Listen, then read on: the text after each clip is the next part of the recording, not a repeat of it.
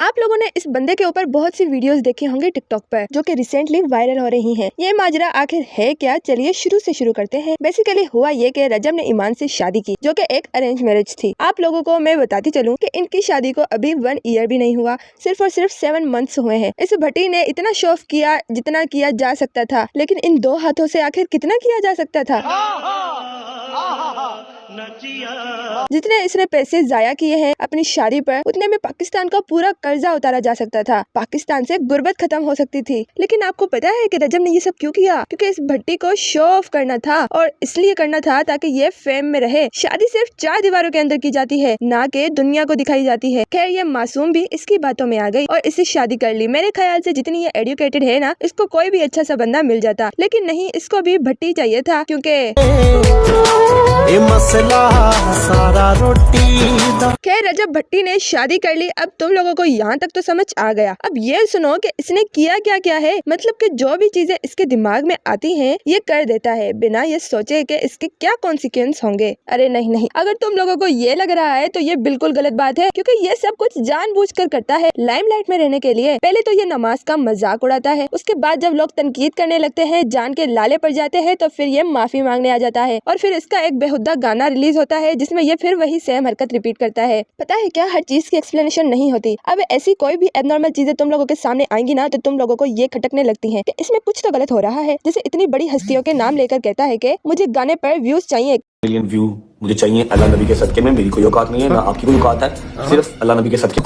कभी ये अपने व्लॉग्स में दूसरे लोगों की दिलाजारी कर देता है। इसी वजह से क्रिश्चियन कम्युनिटी ने इस पर एहतजाज शुरू कर दिया। फिर इसने उनसे भी माफी मांगी। खैर, तुम लोगों को क्या लगता है कि बस यहीं तक था? जी बिल्कुल भी नहीं। अपनी परफ्यूम लॉन्च की इसने 295 नेम से। अपना ब्रांड लॉन्च करना बुरी बात नहीं है, लेकिन जो इसने स्टोरी बताई थी वो बिल्कुल गलत थी। अब ये बात तो सबको पता है कि रजब भट्टी सिद्धू मूसेवाले को अपना उस्ताद मानता है, और उनसे इंस्पायर होकर जो इसने हरकत की वो बिल्कुल भी काबिल कबूल नहीं थी। बाकी लोगों की तरह मैं भी इन चीजों के बारे में नहीं जानती थी। खैर, पाकिस्तान में अगर कोई भी शख्स किसी भी रिलीजन की अगर कोई तौहीन करेगा या उस मजहब के लोगों की दिल आजारी करेगा, तो उसके ऊपर ये दफा नाफिज हो सकती है। तो क्रिश्चियन कम्युनिटी ने इसके ऊपर ये दफा नाफिज करवाई, लेकिन बाद में इसने माफी मांग ली थी। और दूसरी दफा 295C आपको पता है ये कब नाफिज होती है, जिसको ये इतनी प्राउडली बता रहा है? ये दफा तब नाफिज होती है जब कोई शख्स नौज बिला तौहीन रसालत करता है, और ये जकर चौधरी अपना बूथा उठाकर बड़े फखर से कह रहा है कि मेरे ते फिलानी दफा भी है, फिलानी दफा भी है। और उसी को रिलेट करते हुए इसने अपनी परफ्यूम का नाम भी 295 रखा था। दुर फिटेमू। अवाम गुस्से से पागल हो गई थी और इसने जल्दी से माफी वाली वीडियो अपलोड की। हमेशा की तरह सिद्धू मूसेवाले के चक्कर में ये मरने वाला हो गया था। अवाम सड़कों पर निकल आई थी और ये मुल्क छोड़कर भाग गया था। मामला ठंडा होते ही ये मुल्क वापस आ गया और आते ही व्लॉगिंग स्टार्ट कर दी। फिर से वही बेगैरतियां, वही वाहियातगिरी, शो ऑफ शुरू कर दिया। या तो ये किसी को मारता हुआ नजर आएगा, या पैसे उड़ाने वाली बीमारी में मुब्तला पाता हुआ नजर आएगा। ये करता है तो करता रहे, हमें इससे क्या।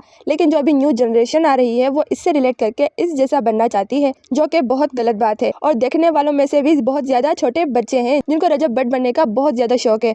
और सच बात बताओ, रजब भट्ट तो इनका भी सगा नहीं है, जो दिन रात इनके व्लॉग्स देखते हैं। कोरस तो याद है ना, इत्तू सी फीस वाला। आप इतने बेगैरत हो, वीजा के स्कूल गोइंग बच्चा भी दे सकता है, क्योंकि इसको देखते ही स्कूल गोइंग बच्चे हैं। अब आते हैं इन वीडियोस पर, जिनकी वजह से सोशल मीडिया पर गंद मचा हुआ है। आधा पाकिस्तान तो सिर्फ इसको इस वजह से गालियां दे रहा है क्योंकि वो अपनी बीवी ईमान को चीट कर रहा है, उसके साथ अच्छा सलूक नहीं कर रहा, उसको धोखा दे रहा है। और जब उनके बारे में ये चीज गर्दिश कर रही थी कि वो टिकटॉकर ज़ारा मलिक के साथ अफेयर चला रहा है, घूम फिर रहा है, डेटे मार रहा है, तो लोगों ने डिटेक्टिव बनकर ईमान के खातिर खुद से ही ज़ारा मलिक की पोस्टें ढूंढना शुरू कर दी। ज़ारा की बहुत सारी पोस्टें सामने आई जिसमें वो एक लड़के के पाँव दिखा रही है और शूज भी दिखा रही हैं, लेकिन वो फेस शो नहीं कर रही। और कभी उसने एक लड़के की शर्ट पहनी हुई होती है, और इस तरह की बहुत सारी चीजें थी। जब सामने आई तो लोगों ने ये सारी तहकीक की कि ये जो ज़ारा मलिक अपने वीडियोस में पोस्टेस में जो लड़के का हाथ दिखा रही है, उसने जो घड़ी पहनी हुई है वो तो सेम रजब भट्ट की है, और वो जो पाँव दिखाती है, शूज दिखाती है, वो शूज भी रजब भट्ट के हैं। क्या ये कोई इत्तेफाक है? नहीं, इत्तेफाक नहीं है। पहले जो ज़ारा मलिक वीडियोस बनाती थी उसमें जो जैकेट पहनती थी वो सेम जैकेट रजब के पास भी थी। वो लड़कों वाले जो शर्ट्स पहनती थी वही सेम शर्ट्स रजब के पास भी थे। और कहानी सिर्फ यहाँ पर खत्म नहीं होती, बल्कि ज़ारा मलिक जिस कमरे में वीडियोस बनाती थी उस कमरे की बेडशीट भी रजब भट्ट के कमरे की बेडशीट से मिलती थी। जब रजब भट्ट को पाकिस्तान में सिक्योरिटी का मसला होता था तो वो कहीं और नहीं बल्कि ज़ारा के पास रहते थे। इन सब के बाद ज़ारा मलिक कहती है कि मैंने क्या किया, मेरा क्या कसूर है, लोग मुझे क्यों बुरा भला कह रहे हैं, तुसी कार बर्बाद किया है और की किया है। सारे मामले के बाद ये बंदर कहता है कि मेरी बुड्ढी मेरा मसला। ओ भाई, वो तुम्हारी बुड्ढी होने के साथ साथ एक बहन, एक बेटी और एक लड़की भी है। क्या उसके अंदर फीलिंग्स नहीं है, इमोशंस नहीं है, या वो इंसान नहीं है जिसको कोई बात हर्ट नहीं कर सकती? लोग शादी करने के बाद अपनी बीवी को पता नहीं कहां कहां घुमाने ले जाते हैं। मिडिल क्लास लोग भी स्कर्दू या कश्मीर तक जाते हैं। ये तो रहा कोई बड़ा आदमी, डिफरेंट कंट्री की तो अलग बात है, ये तो कभी इसको इस्लामाबाद तक नहीं लेकर गया। और जब इसे कहो कि अपनी बीवी तुम कहीं लेकर क्यों नहीं जाते, तो साहब कहते हैं कि उसका नाम मेरे नाम से नहीं मिलता ID कार्ड पर, इसलिए। लेकिन आज से कुछ अर्सा पहले ही रजब ने कहा था कि उसका नाम चेंज करवाकर लंदन के लिए अप्लाई किया था, लेकिन रिजेक्ट हो गया था वीजा। लेकिन आज भट्टी कह रहा है कि ईमान के ID कार्ड पर उसके नाम के साथ मेरा नाम नहीं है, उसके फादर का नाम है। जब ये सारी बातें लोगों ने पकड़ी तो रजब भट्ट को खूब गालियां दी। अभी बात यहीं पर खत्म नहीं होती। मैं आपको बताते चलूं कि टिकटॉकर ज़ारा मलिक ने रजब के लिए कव्वाली नाइट भी अरेंज करवाई थी। जैसे तो आपको पता है कि रजब बाथरूम में भी जाता है तो वो व्लॉग मिस नहीं करता, लेकिन देखे उन्होंने अपनी कव्वाली नाइट आपको नहीं दिखाई अपनी रजब फैमिली को। जो भी इस भट्टी के फैंस है उन्होंने इतनी बड़ी कव्वाली नाइट मिस कर दी। खैर, ये इन सब के बाद कहते हैं कि ये मेरा पास्ट था। बॉयज में तो ये सारी बातें होती रहती हैं, हाँ धोखा देना चलता रहता है। नहीं भट्टी, ऐसा नहीं होता। जब ईमान का भाई आकर उसको डिफेंड करता है, उसकी साइड लेता है रजब भट्टी के फॉलोवर्स को, और इसको कहता है कि तुम लोग मेरी बहन का नाम मत लो, बाकी जिसको जो कहना है वो कहो। अगर हमारी तरफ से कोई फैसला आना होगा तो वो मेरी तरफ से आएगा, ईमान की तरफ से आएगा, या इनकी वालदा की तरफ से आएगा। लेकिन ईमान को तो परमिशन नहीं है तो वो सोशल मीडिया पर नहीं आएगी।